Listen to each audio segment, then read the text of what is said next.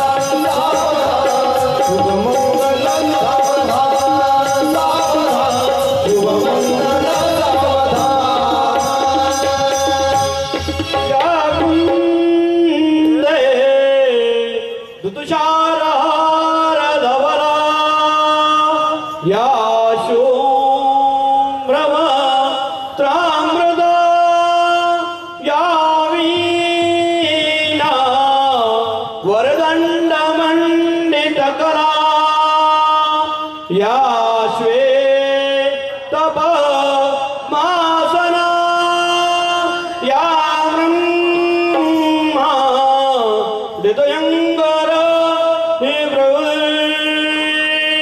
देवै सदा वंदिता सामांपा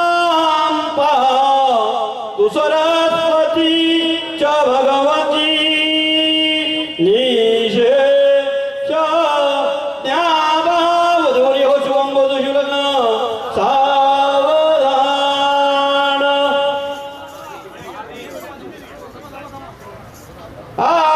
आदिला नगडी समीप नवरा घेओनिया वागरा गृह्योक्ते वधुवर कपू जनकरा अंतर पडा ते धरा दृष्टा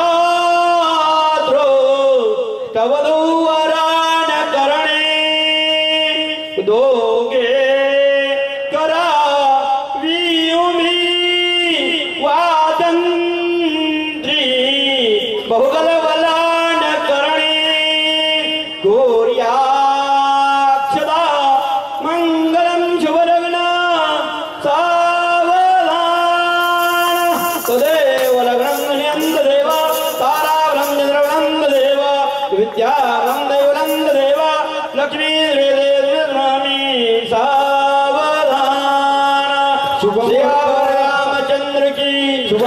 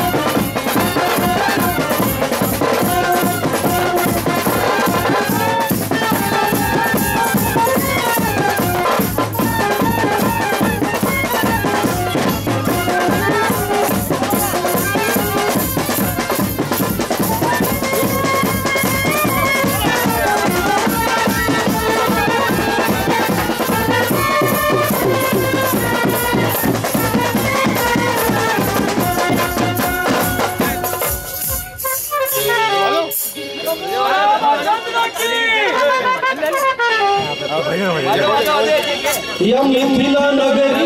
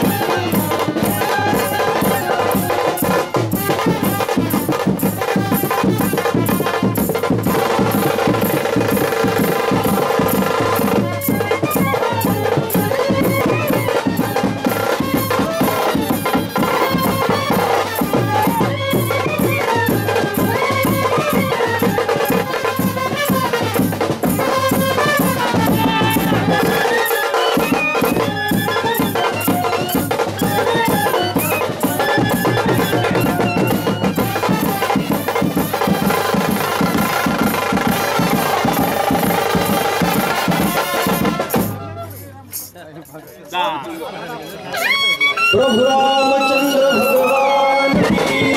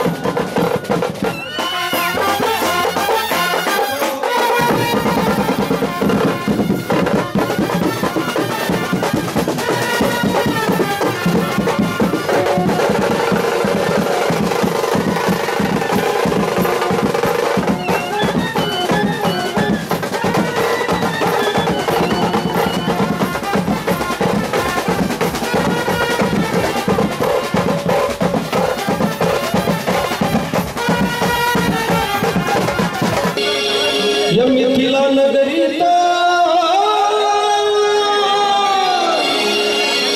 काय वाजत गाजत अरे काय काय काय काय वाजत गाजत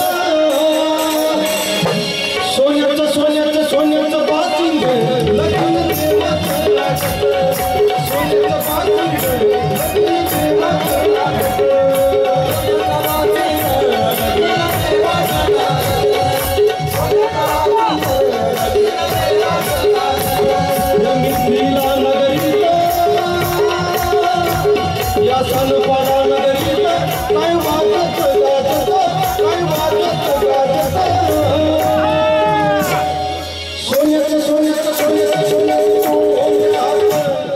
सोन्याचं बाचिंग लग्न देवाचं लागत